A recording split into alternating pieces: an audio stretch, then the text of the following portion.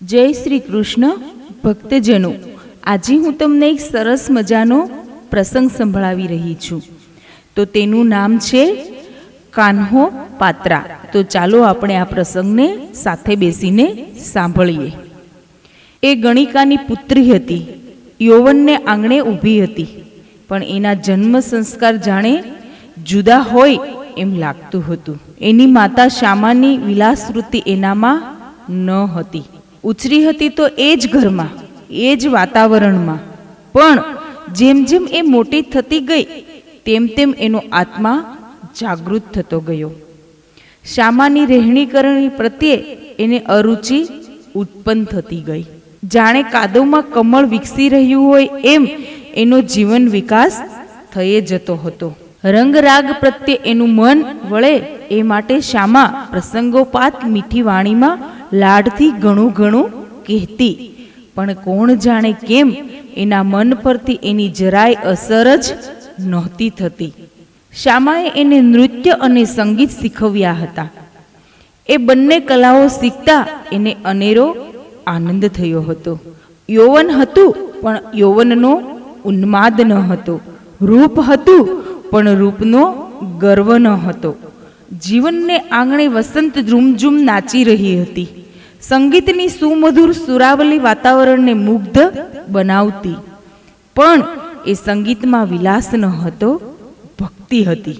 એનું વર્તન એનું નર્તન પ્રમાણે પ્રફુલ્લાવતું, પણ એ નર્તનમાં સમર્પણનો ભાવ હતો. શ્યામા પુત્રીને સમજી શકતી નહોતી ને છતાંય એની કલા જોઈ પોતાની જાતને ધન્ય માનતી. પોતાનો ધંધો પોતાની પુત્રી ખૂબ કુશળતાથી ચલાવશે એવું માની એનું મન પ્રફુલ્લિત થતું. એને લાગતું હતું કે કાન્હો પાત્રાના જીવન ઘડતરમાં પોતે લીધેલો શ્રમ સફળ થશે. સારી એ નગરીમાં એનો જોડો જડે એમ નથી. અનેકની મીટ એના પ્રત્યે મંડાઈ છે. શ્યામાને લાગતું કે એનું નૃત્ય નિહાળી અનેક પાગલ બનશે. એના સંગીતની મોહિની અનેકને દીવાના બનાવશે. રોજ રંગરાગની મહેફિલ જામશે ને નાણાંની ટંકશાળ પડશે. એક દિવસ શ્યામાએ કહ્યું, કાન્હો પાત્રા, તારી જુવાનીનો દીપ અનેક પતંગોને દૂરથી બાળી રહ્યો છે. પતંગો બળવાને માટે જ સર્જાય હોય છે. તારા રૂપનું જાદુ અનેકને દીવાના બનાવે છે. એમાં હું શું કરું? હું ક્યાં કોઈની દીવાની બનું છું? એમ તે કંઈ ચાલે? આપણો ધંધો મારાથી નહીં બને, એ સાવ સાચું કહું છું. શ્યામાના હૈયાને ભયંકર આંચકો લાગ્યો. જે આશા, જે અભિલાષાથી એનું ઘડતર કર્યું હતું તે નરાતાર નિષ્ફળ જતી જોઈ એને અસહ્ય દુઃખ થવા માંડ્યું. જરા સ્વચ્છ થઈ કહ્યું, આપણું જીવન રંગરાગ માટે છે, વિલાસ માટે છે. માતા, ન તો મને રંગરાગ ગમે છે, ન તો વિલાસ માટે અભિરુચિ જાગે છે. ત્યારે તું મારું કહ્યું નહીં માને? આપણા બંનેના રાહ તદ્દન નિરાળા છે. દીકરી મારી, આશાનો કિલ્લો ભાંગી જતો જોઉં છું, કંઈક તો સમજ. માતા, મને વિશેષ કંઈ ન કહેશો. મારા જીવનનો રંગ જુદો છે, તમને નહીં સમજાય. શ્યામાએ નિશ્વાસ નાખ્યો. મારી મહેનત પર પાણી ફરી ગયું, કિસ્મત ફૂટી ગયું. એવો નિશ્વાસ ન નાખો.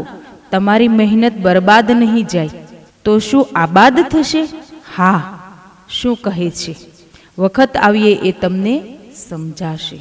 ને આમ થોડા દિવસ પસાર થઈ ગયા. એક દિવસ શ્યામાએ કહ્યું, કાન્હો પાત્રા, મારા ધંધામાં ન પડવું હોય તો ન પડીશ, પણ કોઈ શ્રીમત સાથે વરી તો લે. હું જરૂર વરીશ, પણ એવા પુરુષને. કેવા? જે મારાથી વધુ સુંદર હોય. શ્યામાએ એ માટે ખૂબ શોધ કરી, પણ કાન્હો પાત્રાનું મન માને એવો કોઈ પુરુષ મળી શક્યો નહીં. આમને આમ સમય પાણીની પેઠે વહી જવા લાગ્યો. શ્યામાની વ્યગ્રતા પણ વધતી ગઈ, પણ કાન્હો પાત્રાના હૈયામાં કોઈ જુદો જ અનુરાગ જાગી ચૂક્યો હતો. એક વખત એક ભજન મંડળી આવી હતી. એમાં શ્રી પંઢરીનાથના મધુર ભજનો ગવાતા સાંભળ્યા ને હૈયામાં જાગેલો અનુરાગ ભાવથી પીંજાઈ ગયો.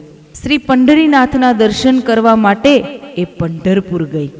ત્યાં દર્શન થતાં જ એનો આત્મા પ્રસન્ન થયો. એને પોતાનું જીવન ધન્ય થતું લાગ્યું. ભગવાન પંઢરીનાથના ચરણોની દાસી બનીને એણે પોતાનો નિવાસ ત્યાજ કર્યો. રૂપ, જોબન ને કલા આ ત્રણેયના અપૂર્વ ત્રિવેણી સંગમની પ્રશંસા દૂર દૂર પ્રસરતા વાર ન લાગતી. બેદરના બાદશાહને કોઈએ કહ્યું, સરકાર, એક અનોખું બુલબુલ આપને લાયક છે. ક્યાં છે? પંઢરપુરમાં. નામ કાન્હો પાત્રા. રૂપરૂપનો જાણે અંબાર, યૌવનની વસંત ઉઘડી ચૂકી છે, જાણે ખીલેલું ગુલાબ. નયન મનોહર નૃત્ય તથા કર્ણપ્રિય સંગીત, એનો તો જાણે એને અપૂર્વ વારસો મેળવ્યો છે. આવી રૂપની પૂતળી, કલાની પરી, વસંતની વસંતિકા તો સરકાર આપના જ ખજાનામાં જ શોભે. વાત સાચી છે. આ બધું સાંભળી મારું હૈયું હાથ નથી રહેતું. અરે જાઓ, હુકમ કરો, સૈનિકોને એને માનભેર અહીં તેડી લાવો, અને એ રાજી ખુશીથી ન આવે તો જોર જુલમથી પકડી લાવો. બાદશાહનો હુકમ થયો ને સૈનિકો પંઢરપુરમાં આવી પહોંચ્યા. કાન્હા પાત્રાને મળ્યા ને બાદશાહની ફરમાની સંભળાવી. મેં તો બાદશાહોના બાદશાહનું સ્મરણ સ્વીકાર્યું છે. તમારા બાદશાહને મારા વતી એ હકીકત કહીજો. કોઈ પણ હિસાબે તમારે આવવું જ પડશે. તમને લીધા વિના અમે પાછા નહીં જઈ શકીએ. તો ભલે ઊભા રહો, એકવાર પંઢરીનાથ પ્રભુના દર્શન કરી આવું. અને કાન્હો પાત્રા મંદિરમાં ગઈ. ભગવાનની મૂર્તિ આગળ વંદન કરીને ઊભી રહી. બોલી, હે ભગવાન, પાપી લોકો મારી પાછળ પડ્યા છે. હું શું કરું? ક્યાં જાઉં? મારું સ્થાન આપના ચરણોમાં છે ને સદા આપના ચરણોમાં જ રહે એવી વિનંતી છે. તમે મારા છો અને હું તમારી છું. આટલું બોલતા બોલતા તો એનો દેહ નિશ્ચેતન થઈ ભગવાનના ચરણોમાં ઢળી પડ્યો. આત્મા પરમાત્મામાં મળી ગયો. જ્યોત પરમ જ્યોતમાં સમાઈ ગઈ.